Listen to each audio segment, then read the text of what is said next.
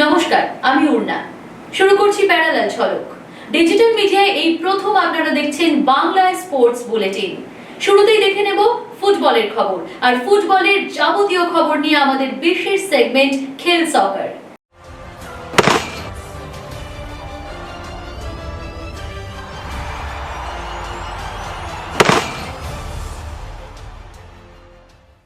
আনোয়ার ইস্যুতে ভেস্তে গেল ফেডারেশনের মিটিং। অনলাইনে মিটিংয়ের ব্যবস্থা হয়েছিল, কিন্তু নেটওয়ার্ক সমস্যায় প্লেয়ার স্ট্যাটাস কমিটির ভাইস চেয়ারম্যান স্যাভিও মেসিয়েট সহ দুজনের সঙ্গে অনলাইনে যোগাযোগ করা যাচ্ছিল না। তাই বেশ কিছুক্ষণ অপেক্ষা করার পর মিটিং মুলতুবি করে দেওয়া হয়। আগামী মঙ্গলবার প্লেয়ার স্ট্যাটাস কমিটি মিটিংয়ে বসে আনোয়ার ইস্যুতে সিদ্ধান্ত নেবে। তাই আনোয়ার কার, এ প্রশ্নের উত্তর ঝুলে রইল মঙ্গলবার পর্যন্ত। হার দিয়ে আইএসএলে অভিযান শুরু করলো ইস্টবেঙ্গল। অ্যাওয়ে ম্যাচে বেঙ্গালুরু এফসির কাছে 1-0 গোলে হারল লাল হলুদ ব্রিগেড। ম্যাচের প্রথমার্ধে একমাত্র গোলটি করেন ভেঙ্কটেশ। দ্বিতীয়ার্ধে মাদিতালাল নামার পর ইস্টবেঙ্গলের আক্রমণের ঝাঁজ বাড়ে, কিন্তু গোল শোধের সব চেষ্টাই ব্যর্থ। শেষ লগ্নে লাল কার্ড দেখে কুয়াজ্জাদের মাথা ব্যথা বাড়ালেন নুঙ্গা। কেন হার ইস্টবেঙ্গলের? আইএসএলের প্রথম ম্যাচ কেমন দেখলেন ইস্টবেঙ্গলকে? বিশ্লেষণ করলেন মেহতাব হোসেন। নট ব্যাড, খুব ভালো ফুটবল খেলেছে, লড়াই করেছে অব্দি লাস্ট। তারপরে শ্রীলঙ্কার রেড কার্ডের পরে যেই প্রেশারটা দিয়েছে 10 জনে, অবশ্যই পজিটিভ দিক এটা। কিন্তু আমার মনে হয় যে হিসাবে টিম গড়েছে, আর আমার মনে হয় দালালকে আরো আগে ইউজ করা উচিত। কেন যে পাস ডিয়ামান্টাগাস চাইছে সেই পাসটা কিন্তু কেউ করতে পারেনি। তুমি জানো না, দেখেছো কিনা ম্যাচটা? একটা ফ্লিক হয়ে এসছে, যেটা ক্লিটন সিলভা হয়তো মেরেছিল, ডেভিড মাঝখানে না এলে হয়তো মেবি গোল হতে পারতো, কিন্তু যাই হোক উপর থেকে গেছে সেকেন্ড হাফে।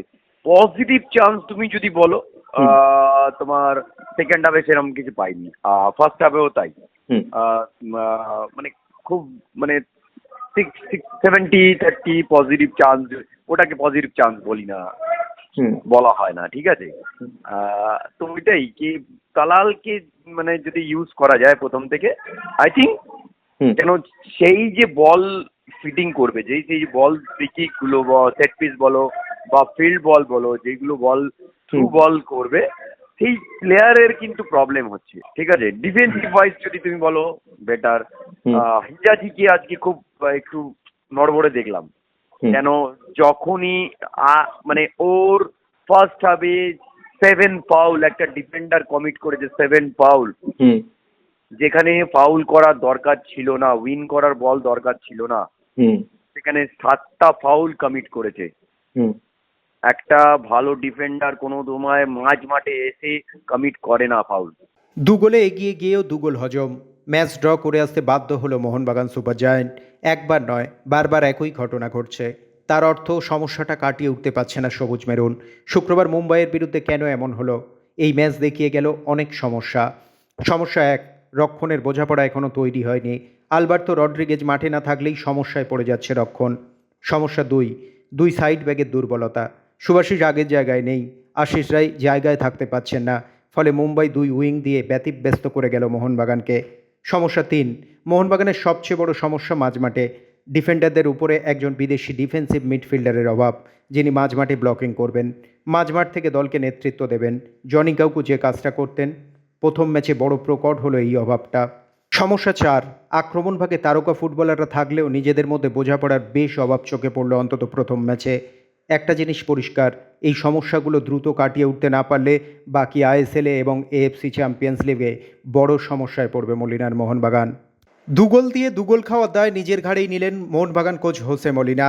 ফুটবলাররা এমনিতে ভালো খেললেও কিছু ভুলভ্রান্তি হয়ে গিয়েছে, মেনে নিলেন স্প্যানিশ কোচ, এবং কোচ হিসেবে সেই দায় নিচ্ছেন তিনি। Bite Molina. What is the problem? It is very unlike Molina's brigade. I'm the problem because I'm the coach. I have to work better with the players, not খারাপ খেলেননি দীপেন্দু বিশ্বাস। শক্তিশালী মুম্বাই আক্রমণের বিরুদ্ধে যে ফুটবলটা খেলেছেন তাতে সন্তুষ্ট কোচ মলিনাও। ম্যানেজমেন্টের বার্তায় তিনি দীপেন্দুর উপর আস্থা রেখেছেন। আইএসএলের প্রথম ম্যাচে মলিনাকে স্বস্তি দিয়েছেন Dipendu. Always is good to have because with with a lot of work. We had a little bit, in the center backs, the senior center backs, was not easy to find one from here, and finally we are given the opportunity to Benny to grow up and to prove everybody that he's a very good player and amazing player, and I'm really happy he can do it. And of course, always is good for the team to have players. কোচের দিকে তাকিয়ে আছে মোহন জনতা। ISL তো আছেই, সামনে FC champions league, সেখানে কি হবে দলের এই হাল দেখে চিন্তা সকলেরই। তবে প্রাক্তন মোহনবাগান সচিব সঞ্জয় বসু এখন দলের ও কোচের পাশে থাকার বার্তাই দিচ্ছেন। আর কোচেরও উচিত যে লুপহোলটা কোথায় বার করা, কারণ প্রতি ম্যাচে 2 গোলে এগিয়ে থেকে 2টো গোল খাওয়া এটা বাঞ্ছনীয় নয়। সামনে এফসি ম্যাচ আছে ইম্পর্টেন্ট, সেটা কিভাবে ট্যাকেল করবে সেটাই দেখা। আমাদের উচিত টিম সিজনের শুরু, এখানে ক্রিটিসিজম না করে টিমের পাশে দাঁড়িয়ে টিমের সাথে থাকা, তাহলেই টিমটা ঘুরে দাঁড়াবে। ক্রিটিসিজম করা ইজি, কিন্তু ক্রিটিসিজম করে কেউ এগিয়ে যেতে পারে না। প্রথম ম্যাচে মোহনবাগানকে কেমন দেখলেন প্রাক্তন ফুটবলার দেবাশিস মুখার্জি? সামনে গোটা আইএসএল ও এএফসি চ্যাম্পিয়ন্স লিগ, সেখানে মোহনবাগানকে নিয়ে কতটা আশা করছেন? এই মুহূর্তে যথেষ্ট ভালো, ডিফেন্স লাইনটা নিয়ে একটু প্রবলেম।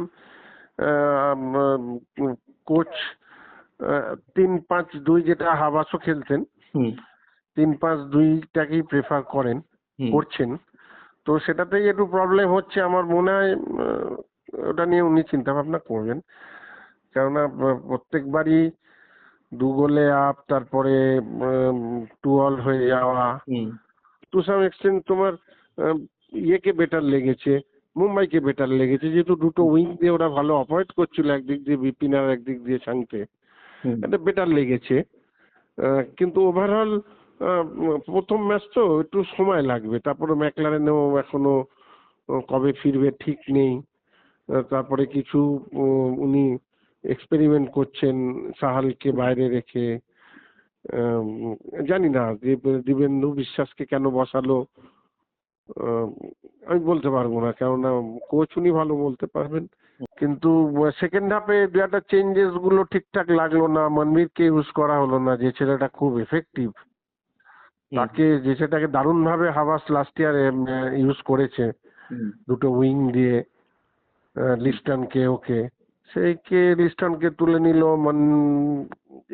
মনবীরকে নামানো না। এটা কিছু কিছু জিনিস আমাদের বাইরে থেকে মনে হয়েছে। এখন উনি কোচ, উনি টিমের ভালো করে না দেখো, মনমানকে নিয়ে আমি তো পুরোপুরি আশাবাদী, কেননা মনমানের এবছর যা টিম, যদিও আনোয়ার না বেরোলে আরো বেটার হতো, আনোয়ার মাঝমাঠে ডিফেন্সে থাকলে আরো একটু কম্প্যাক্ট ব্যাপারটা হতো, কেননা যে মুহূর্তে 2টো ফরেনার তুমি ডিফেন্সে খেলিয়ে দেবে, তাহলে সামনের দিকে কমে যাবে। সামনের দিকে স্টুয়ার্ট আছে, কামিন্স আছে, দিমিত্রি আছে, একজনকে বসতে হবে, সেক্ষেত্রে একটু অসুবিধে হয়। সেখানে একটা ইন্ডিয়ান প্লেয়ার যদি ভালো থাকতো, আনোয়ার থাকতো, তাহলে তো কোনো ব্যাপারই ছিল না। তাহলেও বলবো টিম মোহনবাগানের টিম, মানে নাম যদি দেখে বলো, পারফরমেন্স, লাস্ট ইয়ারের পারফরমেন্স দেখে বলো, তাহলে আমি বলবো মোহনবাগান টিম খুব ভালো জায়গায় আছে। এবার হচ্ছে ঠিকঠাক কম্বিনেশন, ঠিকঠাক প্লেয়ারদের পারফরমেন্স, এগুলো যদি ঠিকঠাক চলে, মোহনবাগানকে নিয়ে যথেষ্ট আশা করা যায়। কেন ইন্ডিয়ান প্লেয়ারের রিজার্ভ বেঞ্চ মোহনবাগানের যা, এই মুহূর্তে কোনো আইএসএল টিমের তা নেই। গত 14 জুলাই কোপা আমেরিকা ফাইনালে চোট পেয়েছিলেন লিওনেল মেসি। প্রায় 2 মাস তিনি মাঠের বাইরে। এখন চোট সারিয়ে ম্যাচ ফিট মেসি, জানিয়ে দিলেন ইন্টার মায়ামির কোচ মার্তিনো। বৃহস্পতিবার থেকে পুরোদস্তুর অনুশীলনও করছেন ক্লাব সতীর্থদের সঙ্গে। শনিবার ফিলাডেলফিয়া ইউনিয়নের সঙ্গে ম্যাচ রয়েছে মায়ামির। সবকিছু ঠিকঠাক থাকলে এই ম্যাচেই মাঠে দেখা যেতে পারে লিওনেল মেসিকে। আসছে বাংলাদেশের বিরুদ্ধে সিরিজ, এছাড়াও রয়েছে ক্রিকেটের অনেক খবর। 22 গজের যাবতীয় সব খবর নিয়ে এবার আমাদের সেগমেন্ট লে ছক্কা।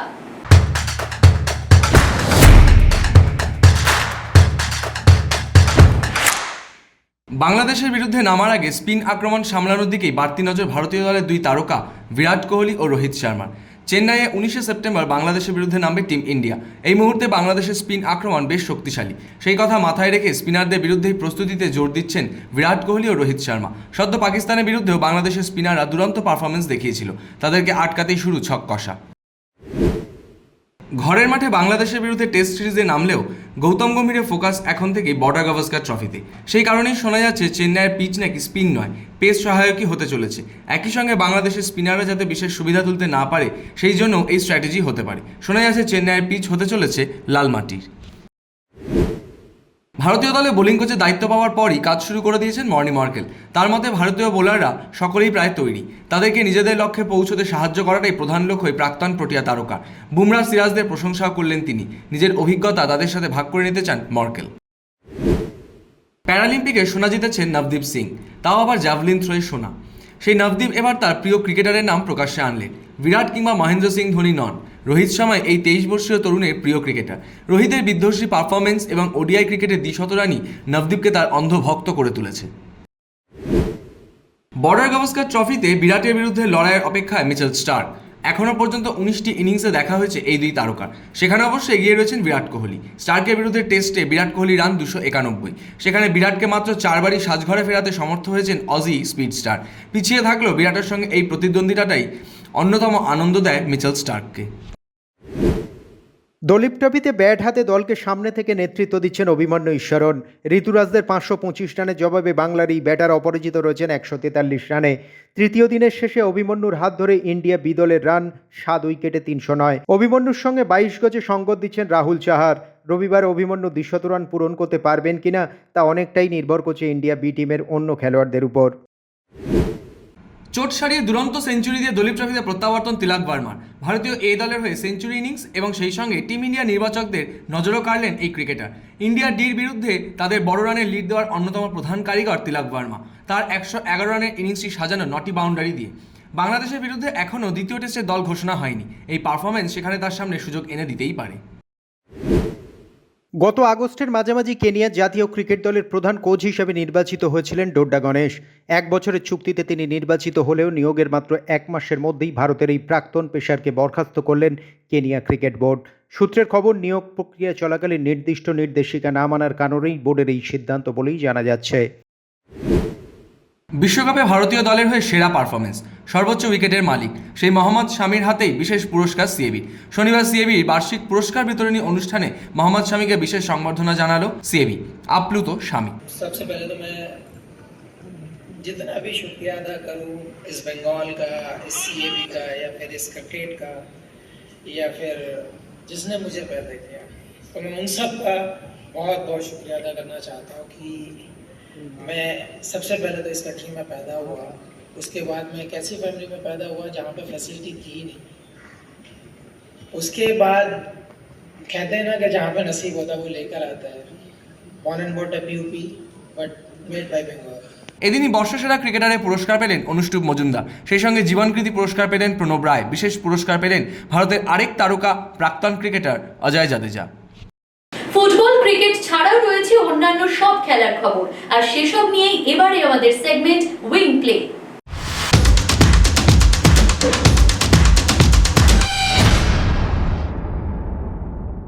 পরপর 4 ম্যাচে অপ্রতিরোধ্য জয় পেয়েছে ভারতীয় হকি দল। এশিয়ান চ্যাম্পিয়ন্স ট্রফির লিগ পর্যায়ের শেষ ম্যাচেও সেই জয়ের ধারা অব্যাহত রাখল ভারত। পাকিস্তানকে 2-1 গোলে হারালো হরমনপ্রীতরা। যদিও সেমিফাইনালে আগেই পৌঁছে গিয়েছিল, কিন্তু এদিন সম্মান রক্ষার এই ম্যাচের শুরুতেই পাকিস্তানের নাদিম আহমেদের গোলে পিছিয়ে পড়ে ভারত। সেখান থেকে প্রথম কোয়ার্টারের শেষে এবং দ্বিতীয় কোয়ার্টারের শুরুতে অধিনায়ক হরমনপ্রীতের জোড়া গোলই পার্থক্য গড়ে দিল এদিন ম্যাচে। 15 পয়েন্ট নিয়ে লিগ শীর্ষে রইল ভারত। সারাদিন হরেক রকম মন্তব্য, আর সেই সব মন্তব্যের কোলাজ নিয়েই এবারে আমাদের সেগমেন্ট থ্রো ইন।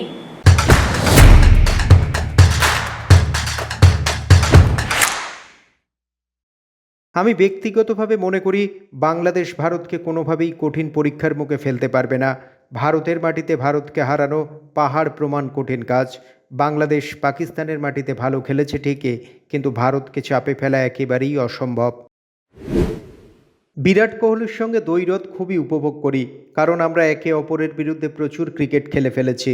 আমরা মুখোমুখি হলে বেশ কিছু উত্তেজক লড়াই দেখা যায়। একবার দুবার ওকে আউটও করেছি। অস্বীকার করব না যে ও আমার বিরুদ্ধে বেশ কিছু রান করেছে, তাই লড়াইটা সবসময়ই ভালো হয়। আমরা দুজনেই উপভোগ করি। 2টো ফাইনাল হেরেছি আমরা, তবে রাজকোটের হারটা বেশি কষ্ট দেয়। ওই ম্যাচটা জেতা উচিত ছিল আমাদের। মনে হয় আর কিছুক্ষণ ব্যাটিং করতে পারলে আমরা জিতে যেতাম। নিজেকে এখনও ক্ষমা করতে পারিনি। আমার এখন একটাই স্বপ্ন, বাংলার হয়ে রঞ্জি জেতা। যদি বাংলাকে রঞ্জি জেতাতে পারি তাহলে মনে করব অন্তত কিছু একটা করতে পেরেছি। প্যারালাল ঝলক আজ এ পর্যন্তই। খেলার দুনিয়ার সেরা প্যাকেজ নিয়ে প্যারালাল ঝলক দেখুন প্রতিদিন রাত 10টায়।